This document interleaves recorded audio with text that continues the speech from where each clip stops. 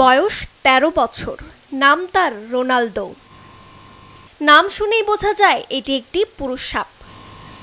প্রাথমিকভাবে পুরুষ হিসেবে ধারণা করা হলেও মালিককে অবাক করে দিয়ে জন্ম দিল ১৪টি বাচ্চা।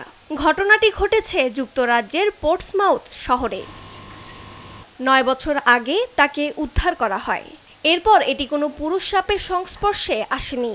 তাহলে কিভাবে ঘটল এই বিস্ময়কর ঘটনা? এই নিয়ে বিশেষ ব্যাখ্যা রয়েছে বিজ্ঞানীদের।